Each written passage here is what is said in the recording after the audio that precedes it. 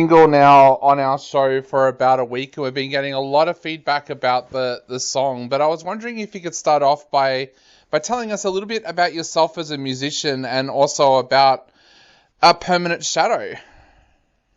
Okay, well, A Permanent Shadow is basically a solo project, my project, so to speak, and I collaborate with two producers, one of which I work on the arrangements more than anything else, and the other one is a studio producer, but I don't have a band per se.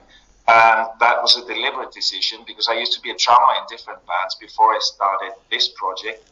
And I got quite fed up with the set in stone band constellations, and I thought I'd keep this open and keep it fluid. So A Permanent Shadow is basically a solo project that I started in, I think, 2016, 2017. And we had a first album out in 2019. And we immediately started working on the second one after the first one came out. So that will be out in early 2022. And we've released a couple of singles off that album. First was Shining Star. The new one is Beautiful People, which I'm very happy with, and I'm glad that your audience seems to like it. So being out on your own with a solo project, does that mean that you feel that you've got more creative control over what's going on, and does that kind of fuel your creative side? Oh, definitely, yeah. I mean, my two producers have a lot of input, and they also get co-writing credits because I think my compositions usually are quite basic. I'm not a classically trained musician, so I dare say that they contribute a lot to the compositions and to the melodies of the songs. I come up with the lyrics, but I think musically I'm quite open, and I love it when other people contribute and when they have better ideas than I haven't got a problem with that, Yep. And that somebody has to have the final word, though, and that's usually me. So where did your love for music come from? Did you grow up in a very musical household? No, not really, not really. I remember when I was about 10 years old, my older sister bought the album Let's Dance by David Bowie. Yep. Which I'm sure you're familiar with. The interesting thing is that the videos, you may know, for that album were recorded or were filmed in Australia. At least two of them, as far as I know. That was Let's Dance and China Girl. And I fell in love with that record immediately. Even as a child, as an 8-9-year-old, I was listening to the radio a lot. But when I heard that album, it did it for me, honestly. It was like, wow. And also David Bowie's image and the whole package was just so fascinating that from an early age on, I thought, I want to do something similar. Needless to say, I will never reach the heights of David Bowie, but I think he set the path for my future from an early age. Definitely. So tell us a little bit about the track of Beautiful People. Like I said, our listeners have fallen in love with it. So tell us a little bit about the track and where it first came from. Okay, this is a song that I didn't write. It was written by a British friend of mine whose name is Paul Malcolm. And I got to know Paul through an internet site where musicians can contribute and find other musicians to collaborate with. And Paul was actually looking for a singer. So I got in touch with him and we recorded 3 songs. And one of those was Beautiful People, but it was quite different to what you can hear now. It was very mellow and very, I'd say, a bit more in the vein of Belle and Sebastian. Yep. And I like that song very much. And I thought I would like to beef it up a little bit. And so I asked Paul if he would be fine if I re-recorded the song for my own project, and he said yes, and that's what we did. So, my promotion agency suggested that we should release this song as a single, as it's very immediate and it's very catchy, and I fully agree with that. What was it about the lyrics that really stood out to you when you first saw that track when he wrote it for you? Yeah, well, I think it's a very witty track. It's really funny and it's full of spite. But also, it sounds like a really nice song, but it isn't, because I think there's this really, how can you say, a bit of an evil undercurrent And I like that, because on the surface, I think it sounds like a very nice, catchy tune, but the lyrics are they're really nasty, actually. Yeah. I like that contradiction. And it's about a very, very deep subject too. It's about aging. Was it something that you found that even though it was so deep, that it was something that you could relate to when you started to read through those lyrics? Well, yeah, definitely. I mean, we all get older, and we lose some of our drawing powers in a way, or our power to charm.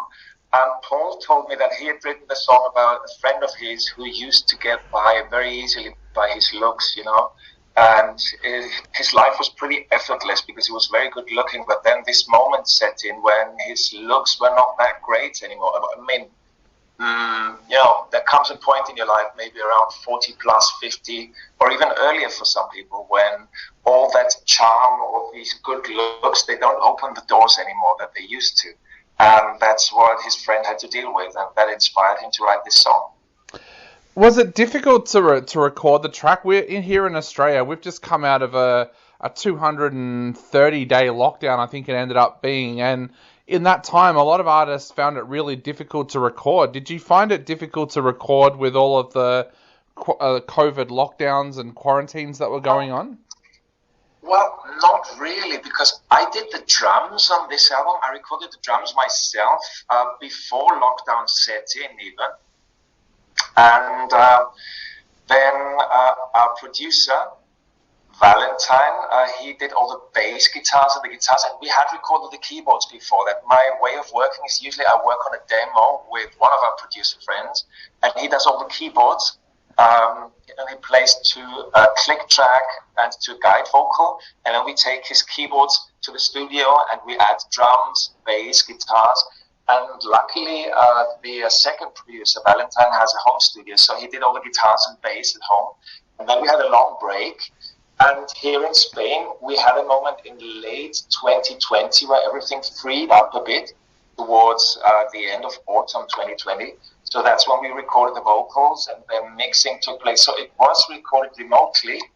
I think 80% of the record was recorded remotely, which was not a problem for me, to be quite honest. So there was a long break in between, yes, but we got things done quite quickly. Awesome. So is this a good example of what people can expect to hear on Humdrum? Because I know a lot of people out there that have fallen in love with this single are going to want to grab a copy of the album when it comes out in 2022 as well. Mm-hmm.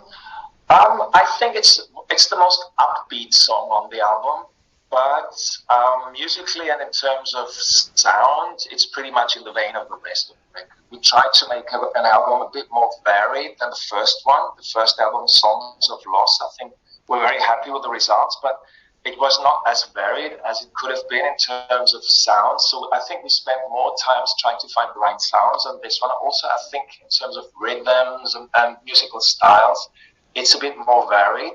But Beautiful People fits in nicely with the rest of the songs, I'd say. So if people do want to grab a copy of Humdrum when it comes out early next year, where will they be able to grab a copy? And what are your plans now that the world is starting to open back up again? Mm-hmm. Okay. Well, I think the best way for the time being is to check our website, which is apermanentshadow.com. There you will have all the information where to buy the album in CD or vinyl format. And our plans for the future, it really depends on how well the singles and the album perform. Of course, we would like to go out and play live, but as I said before, I'm a solo artist, so I work with hired musicians, you can say, and that implies a financial and logistic effort that needs to have some kind of compensation. So it really depends on the offers that we'll be getting for playing live. But yeah, I would like to take the album out on the road and perform it to as many people as possible. Other than that, we have some more studio work come up. In December, we'll start work on a covers EP. Okay. And we have a third album ready to record, and that will take place. The recording will take place probably in early to mid 2022. Awesome. Well, Christian, to finish up, we are going to play Beautiful People on our show right now. So what would you like to say to everybody out there before they take another listen to this amazing track? I'd like to thank everybody for listening, and keep listening, because we've got some great music coming up in the future as well. And big thank you to your Australian listeners, and hopefully we can see you live one day. That would be great.